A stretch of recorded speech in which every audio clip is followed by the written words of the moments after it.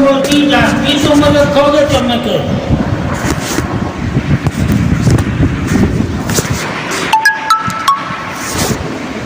اب جب ہم خصلت پڑھیں گے کیا ہے کہ عرب کے کافروں کی خصلت کیا تھی، تو وہ لڑکیوں کو جلاتے تھے،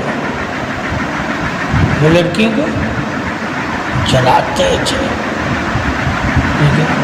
اور جب ہم پاک و ہند کے کافروں کی خصلت پڑھیں گے تو وہ عورت کا احترام کرتے تھے۔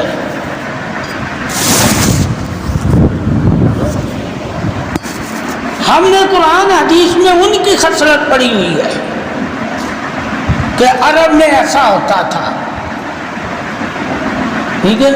ہم نے پاک و ہند کے کافروں کی خصلت نہیں پڑھی کہ یہ عورت کا مرد کا کیا مقام ہوتا تھا، ٹھیک ہے۔ یہاں کافروں نے کیا مقام عورت کو دیا اور وہاں کے کافروں نے عورت کو کوئی مقام نہیں دیا۔ ان کی کیا وجہ؟ ان کے پاس علم نہیں تھا، ان کے پاس علم تھا، ان کے پاس علم تھا قدر اعلیٰ۔ قدر کس کو کہتے ہیں؟ اہمیت دینا کسی کو۔ وہ اہمیت نہیں کسی کو عرب والے دیتے تھے، اپنے آپ کو بڑا مانتے تھے، ٹھیک ہے۔ اس لیے وہ اپنی بڑائی کے لیے، ٹھیک ہے، وہ یہ کام کرتے تھے کہ ہم کسی کی نظروں میں نہ گریں، ہمیں جھکنا نہ پڑے، کیونکہ عورت کی وجہ سے، بیٹی کی وجہ سے باپ بھائی بہنوں کو دوسرے خاندان کے آگے جھکنا پڑتا تھا، اس لیے وہ قتل کرتے تھے، ٹھیک ہے۔ مگر یہاں جھکنے کا رواج تھا، یہاں رواج تھا۔ اب تاریخ جس مسلمان نے پڑھی نہیں ہوگی خطوں کی، کہ ہر خطے کی خصلت علیحدہ علیحدہ ہے، مگر سارے انسان ہی ہیں، جہاں جاؤ گے مگر خصلتیں ایک جیسی نہیں ہوں گی، خصلتیں ایک جیسی۔ تو ہمیں آج بھی وہی کافر قرآن حدیث میں پڑھنے کو ملتے ہیں، ٹھیک ہے، جو کسی کی عزت نہیں کرتے تھے، کسی کو بڑا نہیں سمجھتے تھے، کسی کی بات نہیں مانتے تھے، کسی کے پیروکار نہیں تھے، کسی کو اپنا گرو نہیں تسلیم کرتے تھے۔ مگر جب پاک و ہند کے بارے میں پڑھیں گے تو وہ گرو مانتے تھے، ٹھیک ہے، وہ مانتے تھے اتاروں کو، ٹھیک ہے۔ جس طرح حدیث میں آتا ہے، اللہ کے نبی نے فرمایا ایک ولی جب دنیا سے چلا جاتا ہے تو اللہ اس کی جگہ دوسرا بھیج دیتا ہے۔ یہی طریقہ پاک و ہند کے لوگ مانتے تھے کہ ایک بھگوان چلا گیا، اس کے روپ میں دوسرا آ گیا، یہ اس کی جگہ اتار آیا اس کا۔ اب وہاں اتار کہہ دیا، یہاں اللہ کے نبی نے ولی کہہ دیا کہ ایک ولی چلا جاتا ہے تو اس کی جگہ دوسرا آ جاتا ہے، وہ اس کی ڈیوٹی دے رہا ہوتا ہے، جو ولی وہ کام کرتا ہے وہ اس کے نظام کو سنبھال لیتا ہے۔ یہی ہندوؤں اور کافروں کا طریقہ تھا، وہ کہتے تھے ایک چلا گیا اس کی جگہ دوسرا آ گیا، اب اس کا احترام کرنا ہے۔ مگر وہاں تو یہ نہیں تھا نا لوگوں کا ذہن، وہ تو مانتے ہی نہیں تھے، اس لیے ان میں احترام نہیں پایا جاتا تھا۔ تو پاک و ہند کی زمین اصل میں، ٹھیک ہے، قدر والی ہے، اس کے بارے میں پڑھا ہی نہیں مسلمان نے نا کہ ہمارے پاک و ہند کے کافروں کا خصلت کیا ہے، ٹھیک ہے، کہ یہ اپنی ماں کو سور کہتے ہیں، مگر وہاں کے کافر تو اپنی ماں کو نہیں کہتے تھے، یہ اپنی بیٹی کو رحمت کہتے ہیں، گھر کی رونق، گھر کی دیوی، گھر کی ملکہ۔ اب انہوں ہندوؤں نے، یہ جو پاک و ہند کے ہندو ہیں، انہوں نے اپنی بچی عورت اور بیوی اور ماں کو کیا درجے دیے ہوئے ہیں، عزت کے. اور وہاں کے جو کافر ہیں، ٹھیک ہے، انہوں نے تو کوئی درجہ نہیں دیا تھا، پاؤں کی چوٹی سمجھتے تھے. تو ثابت ہوا شعور ادھر پہلے سے تھا، ادھر پہلے سے تھا، پڑھایا جاتا تھا، ٹھیک ہے، ادب سکھایا جاتا تھا، حیا بڑے چھوٹے کی بتائی جاتی تھی. ادھر نہیں تھی، محبت نہیں تھی ادھر. ادھر پاک و ہند زمین میں محبت تھی، ماں باپ سے، اولاد سے، بیوی بچوں سے. پھر کس سے؟ اپنے بڑوں کے، بزرگوں سے جو تمہیں علم دیتے تھے. وہ جو علم دیتا تھا اس کو لوگ گرو کہتے تھے، ٹھیک ہے، یعنی ولی مانتے تھے علم والے کا، ٹھیک ہے.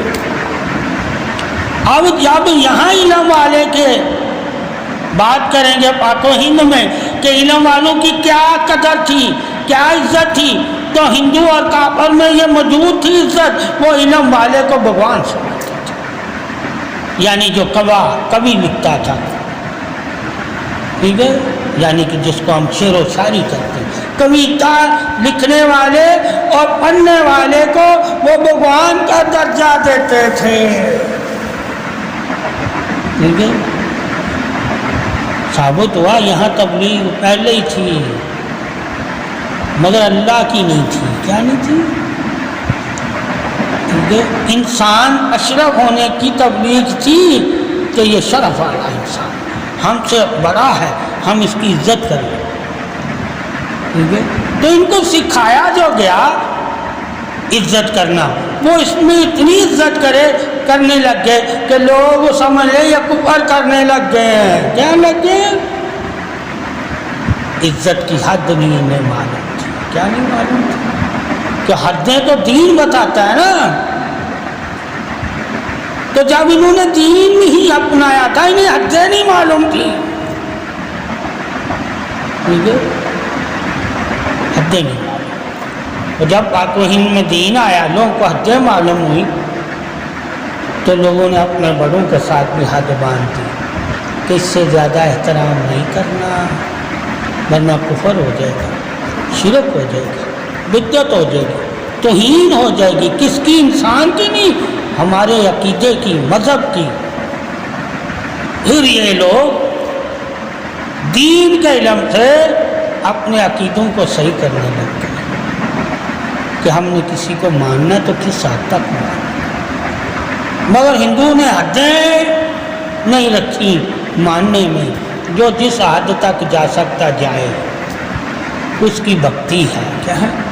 اس کو وہ کہتے تھے اس نے بھکتی اتنی کی ہے، عبادت اتنی کی ہے کہ یہ ایک جان ہو جاتا ہے. فرق نہیں رکھا. کیا نہیں رکھا؟ تو اسے خدا ماننے لگا، بھکتی آ گئی. کسی ایسے کو خدا نہیں مانا، ٹھیک ہے، جو نفس کے ساتھ مجاہدہ نہیں کرتا. وہ جو انہوں نے نفس کے ساتھ مجاہدہ کیا ان کی لوگ پوجا کرنے لگ گئے. ٹھیک ہے، ہمارے دین میں پوجا نہیں ہے ان کی. اللہ نے انہیں درجہ دیا، ان کی قدر کرو، ان کی عزت کرو. ہم عزت کرنے لگ گئے، وہ عزت سے بڑھ کر پوجا کرنے لگ گئے. ٹھیک ہے، یہ ان کا شعور ہے. مگر اس زمین کی تعریف ایسی ہے، ٹھیک ہے، جو قرآن حدیث میں کافروں کے بارے میں آپ پڑھتے ہیں وہ تعریف کے قابل ہی نہیں ہے. اس لیے جب اسلام ادھر آیا تو یہ جلدی مسلمان ہونے لگ گئے کہ ان میں ماننے کی خصلت موجود تھی، احترام کی خصلت موجود تھی، عزت کی خصلت موجود تھی، نافع کی خصلت موجود تھی. اور پھر جو بزرگ مجاہدہ کرواتے، ان کے بڑے بھی اپنے شاگردوں سے مجاہدے کرواتے تھے. وہ مجاہدے کی بھی خصلت ہندوؤں میں موجود تھی، پاک و ہند کے. پھر کنارہ کرنا، وہ کنارے والی بھی خصلت موجود تھی ہندوؤں میں. وہ بھی کنارے میں اپنی بھگوان کی پوجا کرتے تھے. تو وہ بزرگوں نے بھی جب انہیں کہا کنارے میں اللہ کا ذکر کیا تو انہوں نے اب جلدی اپنا لیا، تو انہوں نے بھی اپنی خصلتوں کو ہی اپنایا تھا جو ان میں موجود تھی، مگر اسلام لانے میں اس میں بہتری آ گئی، کیونکہ پہلے سے جو موجود ہوتا ہے اسی کو بہتر کرنا ہوتا ہے، ٹھیک ہے بھائی ایک درخت موجود ہے تو اس کی جڑیں ہم صحیح کریں گے نا تاکہ پھل اچھا دے۔ تو بزرگوں نے دیکھا کہ یہاں چیز عزت موجود ہے، احترام موجود ہے یہاں پاک و ہند میں، ٹھیک ہے، انسانیت کی قدر کی جاتی ہے یہاں، انہوں نے تھوڑا دین کا نام لیا، لوگوں نے دین اختیار کیا۔ یہ پاک و ہند کی اسٹوری کہ جہاں بزرگوں کو کسی سے جہاد نہیں کرنا، کسی سے لڑنا نہیں پڑا اسلام کے لیے، ٹھیک ہے، ہاں غالب آنے کے لیے، حکمرانی کرنے کے لیے جہاد کیا گیا، وہ جنہوں نے جہاد کیا ہے ان کے نام بھی موجود ہیں، مگر جنہوں نے اسلام پھیلایا ان کے نام بھی موجود ہیں۔ ایک نے بادشاہیت کی ہے، اس نے فوج لائی، ایک نے بادشاہیت نہیں کی، اللہ کا پیغام ہی دیا، اس کو بھی لوگوں نے مانا، تو یہاں دونوں کے ماننے والے ہیں۔ اس لیے اس پاک و ہند میں، ٹھیک ہے، لڑنے والے کے بھی ساتھ، جہاد کرنے والے کے بھی ساتھ لوگ اکٹھے ہو جاتے ہیں، ٹھیک ہے، اور صوفی بزرگ کے پاس بھی لوگ اکٹھے ہو جاتے ہیں، اور شاعر کے پاس بھی لوگ اکٹھے ہو جاتے ہیں، اور عالم دین یعنی علم دینے والوں کے پاس بھی لوگ اکٹھے ہو جاتے ہیں، کیونکہ یہاں ساری خصلتیں موجود ہیں پہلے سے، اسلام آنے سے پہلے سے ہی یہاں ساری خصلتیں موجود ہیں، مگر وہاں نہیں تھی، کیا نہیں تھی، وہاں جھگڑے ہی تھے، اور یہاں برائی سے روکنے کے لیے بھی خصلت موجود تھی۔ ہندوؤں میں بھی ایسے لوگ ہوتے تھے جو برائی کے خلاف لڑتے تھے، ٹھیک ہے، وہ بھی برائی محسوس کرتے تھے، یعنی ظلم کو ظلم ہی کرتے تھے، شراب کو حرام ہی کرتے تھے۔ وہ کون تھی؟ براہمن قوم جو پرہیزگار تھی، ٹھیک ہے، کہ مکروہ چیزیں نہیں کھاتی تھی، جو اسلام کہتا ہے یہ نہیں کھانا پیاز کچا، وہ بھی کہتے تھے یہ نہیں کھانا پیاز کچا،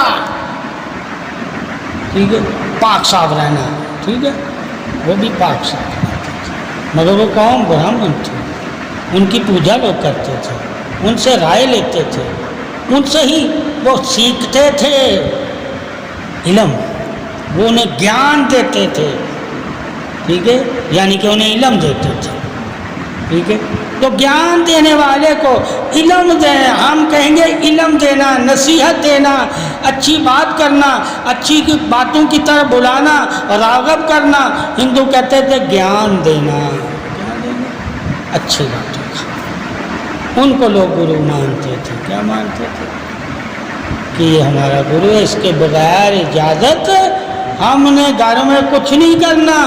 اسی طرح سے جب یہاں صوفیہ کرام آئے تو وہ ان کے اندر پہلے ہی چیز موجود تھی، تو پھر صوفیوں نے جب دین دیا تو وہ پہلے ہی موجود تھے، وہ کہنے لگے اب اللہ والوں کے بغیر پوچھ کر ہم نے کچھ نہیں کرنا، فطرت تو وہی تھی مگر بدل گئی، ٹھیک ہے، پھر یہاں کیا ہوا کہ لوگ اللہ والوں سے پوچھنے لگ گئے کہ ان کے بغیر پوچھے ہم نے گھر کو تعمیر نہیں کرنا، جس طرح وہ کہیں گے اسی طرح گھر بنانا، تو یہ عزت ان کی خصلت میں تھی۔